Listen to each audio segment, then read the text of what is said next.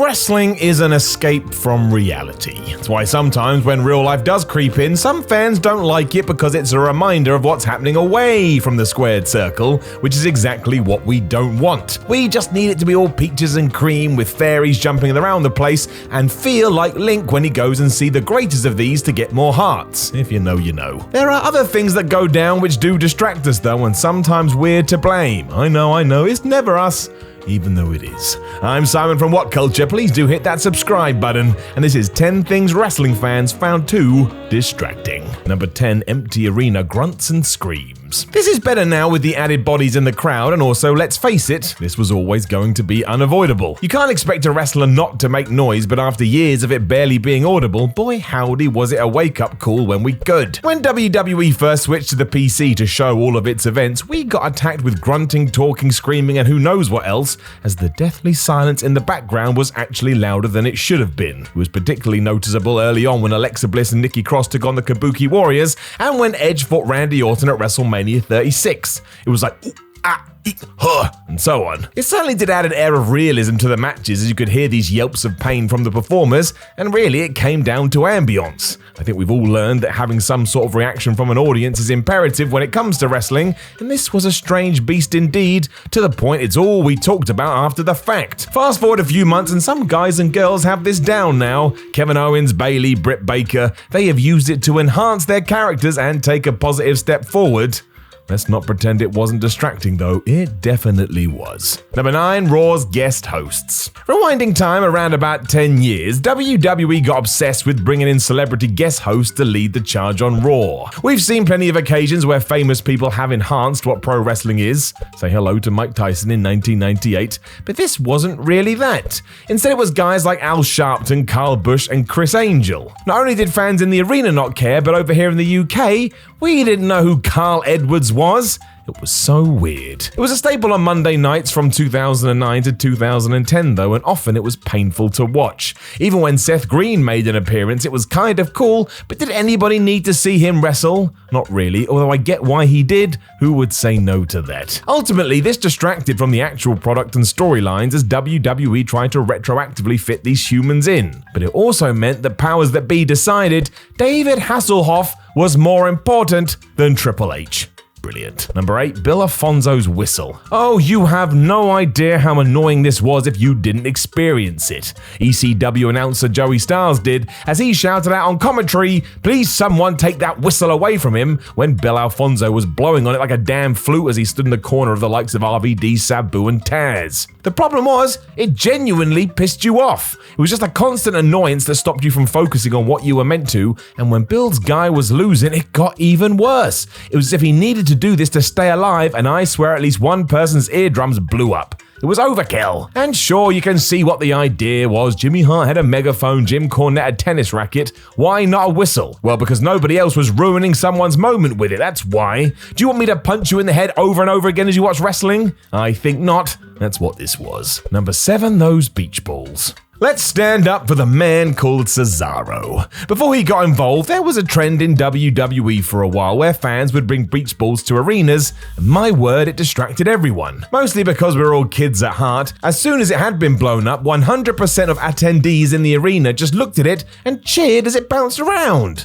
It's kinda lovely, kinda distracting. The audience was really invested when it did arrive, right down to booing someone if they screwed up as they tried to keep it up in the air, and honestly, you'd forget there was anything even going on in the ring. For whatever reason, no one cares about a headlock if there's a shiny circular object in the sky. Cesaro wasn't pleased with this at all though, so one day saw this ball, left the ring, grabbed it, and burst the thing. There was a worry this may actually cause the crowd to double down on it, but thankfully WWE just banned beach balls instead. It was the right move. This was risking taking over everything, like the NWO. Number 6, WCW's endless run-ins. I miss WCW, I truly do. It was just fun to watch WWE and Ted Turner's company fire shots at each other all the time, and as we know, competition makes things better. That's just a fact. Keeps people on their toes. However, a lot of this is rose-tinted spectacles because there was a time when World Championship Wrestling was obsessed with run-ins to the point it became a joke, and a bad one at that. Fans and critics alike would quip script that the following match would likely end with interference,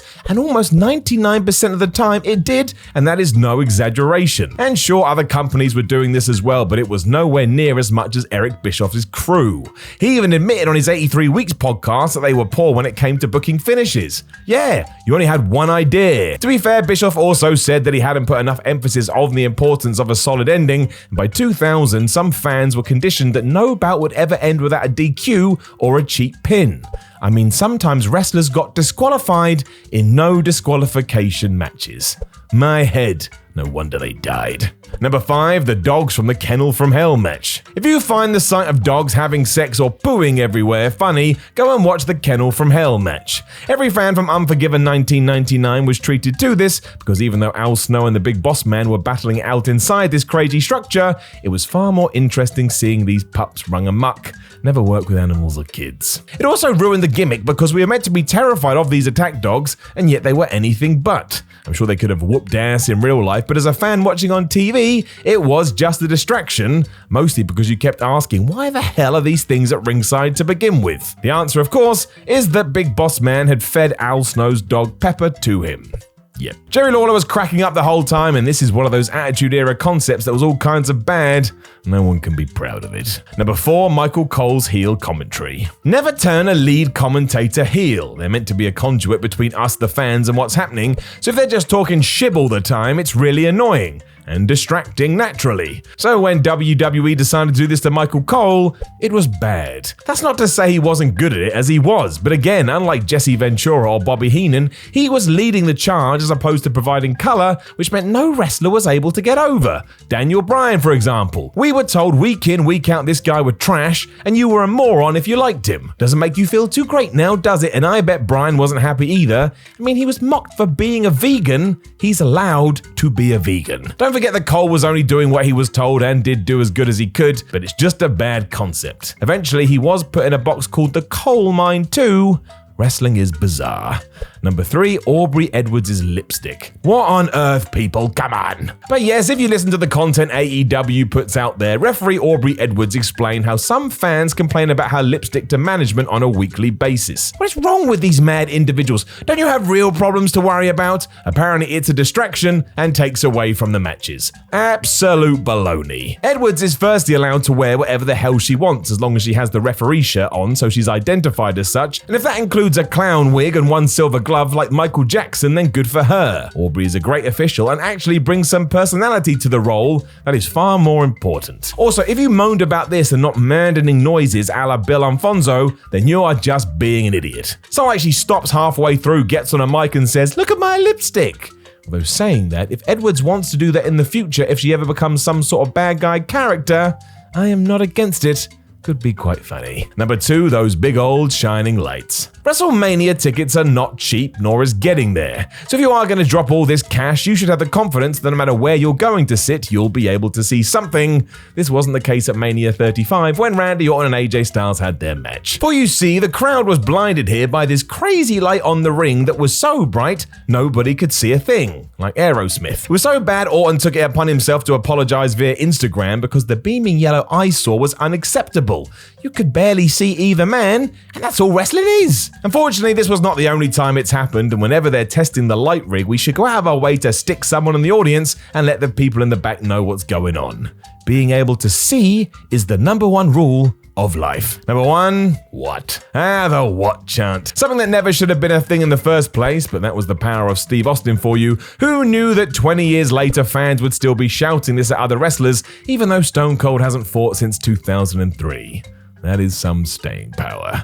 The real problem is some guys don't know how to handle it. They pause, actually increase their cadence to benefit the jeers, and it throws some off their game entirely. It's never nice to see. It also utterly derails the segment, because all you can do is hear these noises. It's a shame because the whole concept of this back in the day was brilliant. Austin asking and answering his own questions like some sort of loon, it was great. Nobody wanted this though, and if we use the statistics, there's every chance we get to 2033 and we're still doing it. and you think it's a stretch, but that's what they were saying back in the early 2000s too, hold on to your hats, people, because this could be around forever. Know of anything else that wrestling fans found too distracting? Let us know in the comments below, and don't forget to like, share, and subscribe. Then head over to whatculture.com and read yourself some articles. Follow What Culture on Twitter at WhatCultureWWE, and watch more videos here on What Culture Wrestling. My name is Simon from What Culture. I genuinely appreciate your click, and I will talk to you again soon.